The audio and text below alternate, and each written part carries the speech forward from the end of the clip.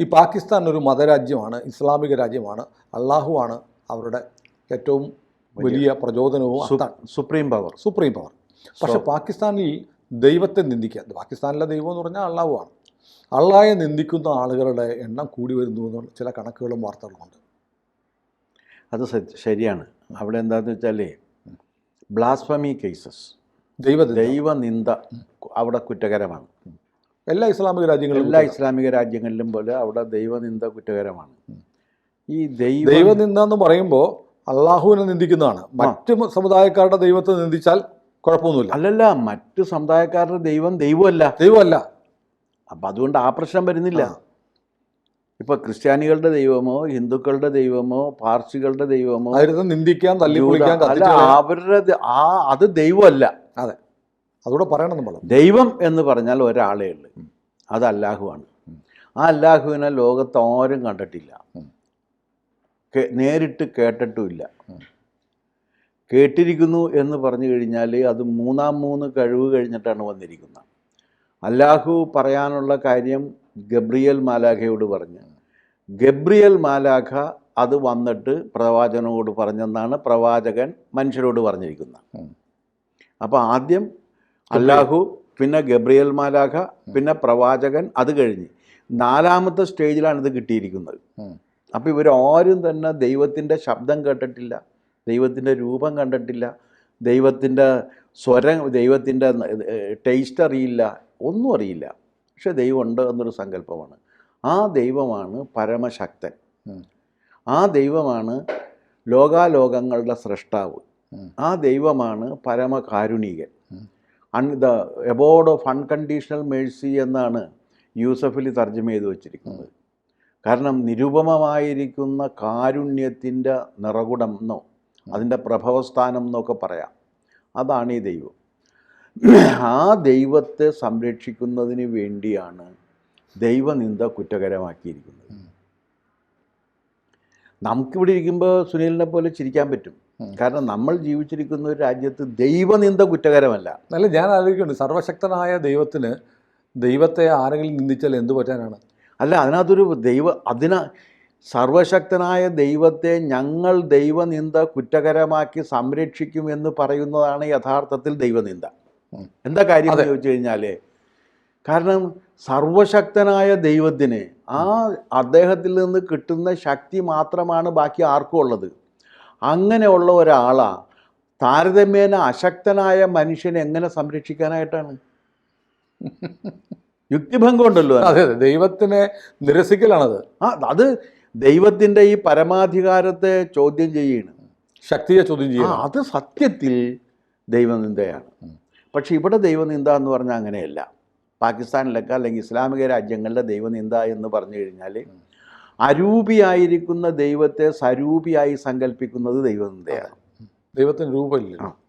പിന്നെ ഇക്കാര്യത്തിൽ ദൈവത്തിൻ്റേതെന്ന് സങ്കല്പിക്കപ്പെട്ട് നമുക്ക് ലഭിച്ചിരിക്കുന്ന ശരിയാ നിയമം, ആ ശരിയാ നിയമത്തിൽ ഏതെങ്കിലും ഒന്ന് ലംഘിക്കുന്നത് ദൈവനിന്ദയാണ്. കാരണം അത് ദൈവം അരുളി ചെയ്തിരിക്കുന്നതാണ്, അതിനെ ലംഘിക്കാനായിട്ട് മനുഷ്യന് അവകാശമില്ല.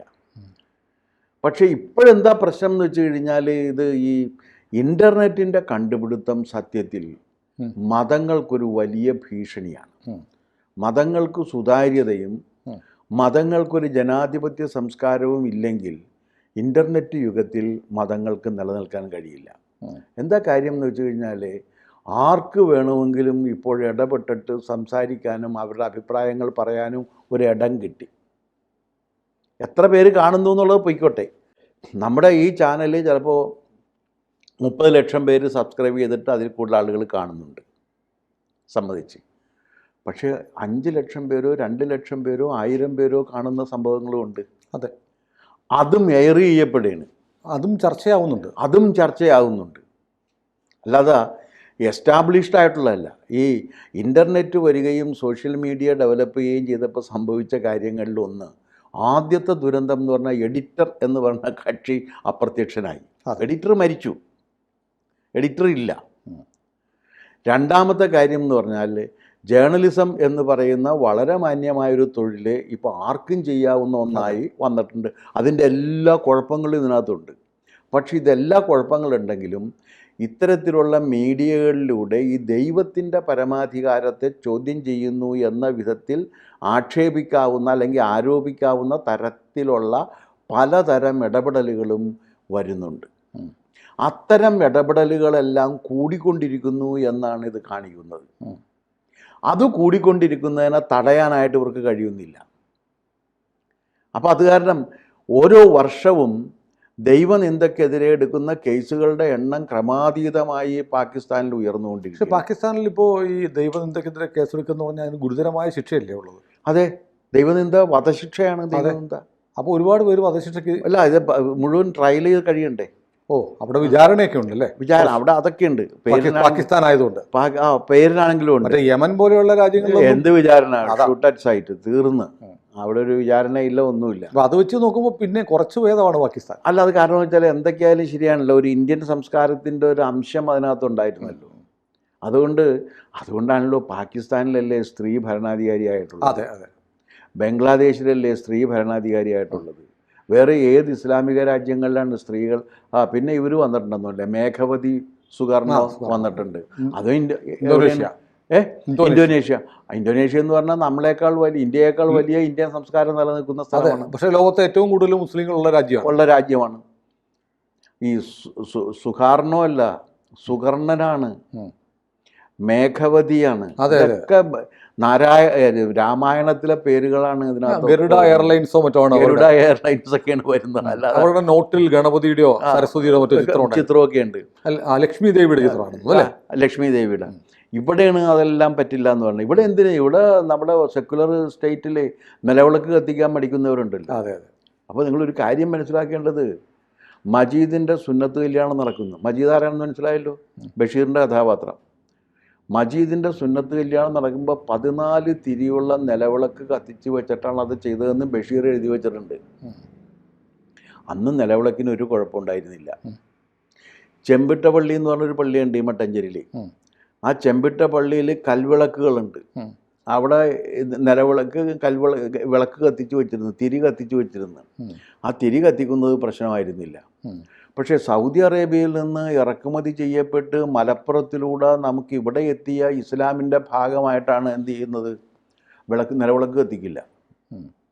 ഏത് മുസ്ലിം ലീഗ് നേതാവാണ് നിലവിളക്ക് കത്തിക്കണം? നിങ്ങൾ ഒരാളുടെ പേര് പറഞ്ഞു തരൂ. സെക്കുലറിസ്റ്റുകളാണല്ലോ. സെക്കുലർ പാർട്ടി അതാണ് അവകാശപ്പെടുന്നത്. സെക്കുലറാണ്. ഏത് മുസ്ലിം ലീഗ് നേതാവാണ് നിലവിളക്ക് കത്തിക്കുന്നത്? നിലവിളക്ക് കത്തിക്കില്ല. നിലവിളക്ക് കത്തിക്കുന്നത് അല്ലാഹുവിനെതിരാണെന്നാണ്. കാരണം നിലവിളക്ക് കത്തിക്കുന്നത് ഹിന്ദു ദേവീ ദേവന്മാരെ പ്രീണിപ്പെടുത്തുന്നതിൻ്റെ ഭാഗമാണ് എന്ന വ്യാഖ്യാനത്തിൻ്റെ അടിസ്ഥാനത്തിലാണ് ഇത് ചെയ്യുന്നത്, കത്തിക്കാത്തത്. അത്രയും പേരും ചെയ്യില്ല. ഞങ്ങൾ സെക്കുലറിസ്റ്റുകളാണ്. വിളക്കിൽ നിന്ന് വരുന്ന പ്രകാശമാണെന്ന് പോലും കരുതാൻ. ഇനി അത് മാത്രമല്ല, വെളിച്ചത്തെക്കുറിച്ച് ഒരു ചാപ്റ്റർ തന്നെയുണ്ട് ഖുറാനിൽ.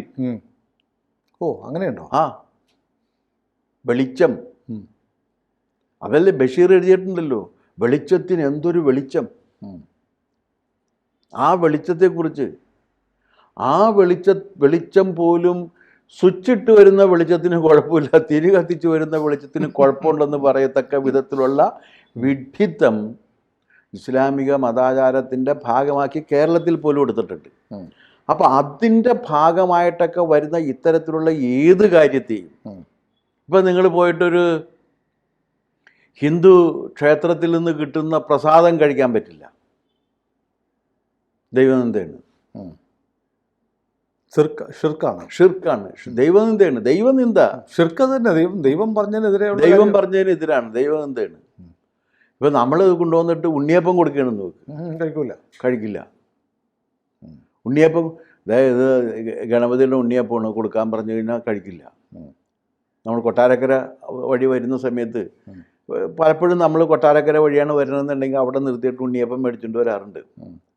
പുറത്തു നിന്ന് തൊഴുകയും ചെയ്യും, പോയിട്ട് ഉണ്ണിയപ്പം മേടിച്ചുകൊണ്ട് വരും. അവിടെ നമുക്ക് ആരെങ്കിലും പരിചയക്കാരുണ്ടാകും, അവരോട് പറഞ്ഞു കഴിഞ്ഞാൽ അവർ മേടിച്ച് തരും. നമുക്ക് ഉണ്ണിയപ്പം മേടിച്ച് കൊണ്ടുവരാറുണ്ട്. നല്ല ടേസ്റ്റുള്ളൊരു സാധനം നിലക്കാണ്. ഇപ്പോൾ എടപ്പള്ളിയിലാണെങ്കിൽ മറ്റേ ഗണപതി കിട്ടുന്ന ഗണപതി അമ്പലത്തിൽ നിന്ന് കിട്ടുന്ന ഉണ്ണിയപ്പം വളരെ ടേസ്റ്റുള്ള സാധനമാണ്.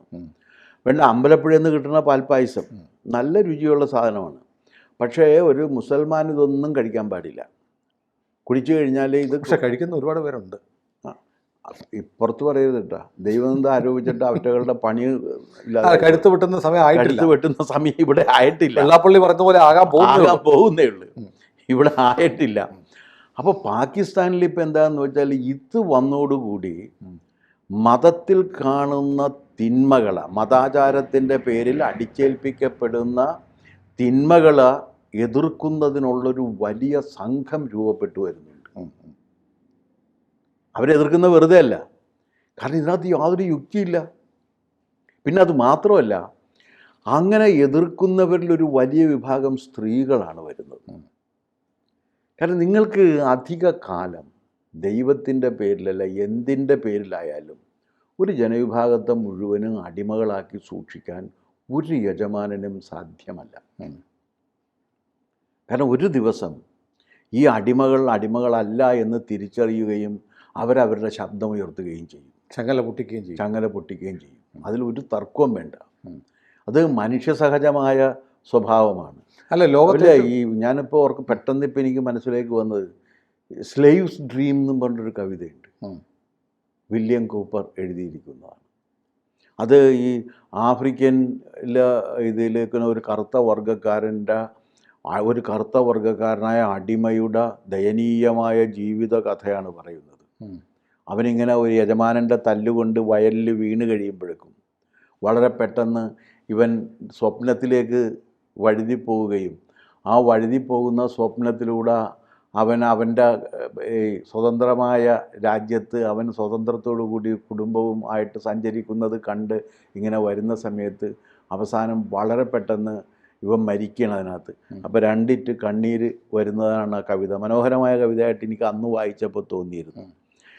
ഇതാണ് പിന്നെ ആ ഒക്കറൻസ് അറ്റ് ഓൾസ് ബ്രിഡ്ജ് എന്ന് പറഞ്ഞ സിനിമയിൽ ഈ ഭാഗത്തെ വേറൊരു തരത്തിൽ ഉപയോഗിച്ചിട്ടുണ്ട്.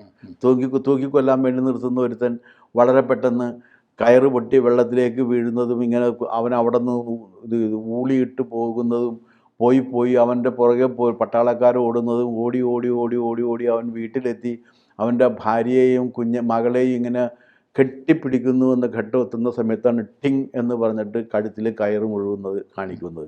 കിടുങ്ങിപ്പോകും. 15-20 മിനിറ്റുള്ള സിനിമ. പക്ഷേ അതൊക്കെ ശരിക്കും സിനിമയായിട്ട് എനിക്ക് തോന്നിയിട്ടുണ്ട്.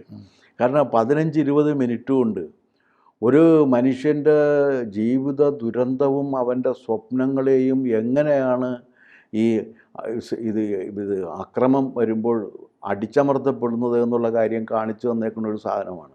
അതതിനകത്തുണ്ടത്. അപ്പോൾ ആ രീതിയിൽ ഇതിനെതിരെയുള്ള വലിയ രീതിയിലുള്ള ഒരു പ്രതിഷേധത്തിലേക്ക് പാകിസ്ഥാൻ പോകാതിരിക്കാൻ പറ്റില്ല. ഒന്ന് പുരുഷ മേധാവിത്വം, 2 സ്ത്രീകളെ അടിമകളാക്കി സൂക്ഷിക്കുന്ന മനോഭാവം, അവർക്ക് അർഹമായ സ്ഥാനങ്ങൾ നിഷേധിക്കപ്പെടുന്നു. അതിനിടയിൽ ഞാൻ ഈ അടുത്തൊരു പഠനം വായിച്ചെന്താണെന്ന് വെച്ചാൽ പാകിസ്ഥാനിൽ സാമ്പത്തികമായ ഭദ്രതയിലേക്ക് നീങ്ങാത്തതിന് കാരണം സ്ത്രീകൾക്ക് അർഹമായ പ്രാതിനിധ്യം കൊടുത്ത് അവരെ കൊണ്ട് പണിയെടുക്കാൻ വിടാത്തത് കൊണ്ടാണെന്നാണ്. അതിൽ കുറേ വസ്തുതയുണ്ട്. കാരണം 2 പേര് പണിയെടുത്താൽ കിട്ടുന്ന ഒരു വരുമാനം, ഒരാൾ പണിയെടുത്താൽ കിട്ടുന്ന വരുമാനവും തമ്മിൽ വ്യത്യാസമുണ്ട്, ഒരുപാട് വ്യത്യാസമുണ്ട്. അപ്പോൾ ഈ 2 പേരും പണിയെടുക്കുന്ന ഒരു സംസ്കാരത്തിലേക്ക് ഇസ്ലാമിക രാജ്യങ്ങൾ പോയില്ല എന്നുണ്ടെങ്കിൽ ഇസ്ലാമിക രാജ്യങ്ങൾ ഭാവിയിൽ വലിയ രീതിയിലുള്ള സാമ്പത്തിക പ്രതിസന്ധിയിൽ അകപ്പെടും എന്നൊരു പഠനം വന്നിട്ടുണ്ട്. അതെ, അല്ല ഇവർ പറയുന്നത് ലോകത്തെ ഏറ്റവും വേഗത്തിൽ വളരുന്ന മതമാണ് ഇസ്ലാം എന്നാണ്. പക്ഷേ ലോകത്തെ ഏറ്റവും വേഗത്തിൽ മതം വിടുന്ന ആളുകളുള്ളതും ഇസ്ലാമിലാണ്. അല്ല, അത് മാത്രമല്ല, ലോകത്തിലെ ഏറ്റവും കൂടുതൽ വളരുന്ന മതം എന്ന് പറഞ്ഞു കഴിഞ്ഞാൽ അത് കുറേ ശരിയായിരുന്നു. കാരണം യൂറോപ്പിനെ അവർ ആക്രമിച്ചു, ഏഷ്യയെ ആക്രമിച്ചു, ആഫ്രിക്കയെ ആക്രമിച്ചു. മതം സ്വാഭാവികമായുള്ള വളർച്ചയല്ല, അല്ല, അത് ആർട്ടിഫിഷ്യലായിട്ട് വളർന്നതാണ്. ആക്രമണമാണ്, അധിനിവേശമാണ്. അത് മതത്തിൻ്റെ അധിനിവേശത്തിലൂടെ വളർന്ന ഒരു മതമാണ് ഇസ്ലാം. അതല്ലാതെ അതിനകത്തൊരു ഇപ്പോൾ ഇത് പറയണമെന്നുണ്ടെങ്കിൽ ഈ മതത്തിൽ നിന്നൊക്കെ നാം പ്രതീക്ഷിക്കുന്ന, അല്ലെങ്കിൽ വലിയ മനുഷ്യരിൽ നിന്ന് പോലും നാം പ്രതീക്ഷിക്കുന്ന ഒരു ക്ഷമയുടെ അംശമുണ്ടല്ലോ. ഇപ്പോൾ യേശുദേവൻ്റെയൊക്കെ ജീവിതത്തിൽ നാം കാണുന്ന തരത്തിലുള്ള ഒരു ക്ഷമയുടെ അംശം, ആ ക്ഷമയുടെ അംശം തീരെ ഇല്ലാത്ത ദൈവമാണ് ഇസ്ലാമിൻ്റേത്.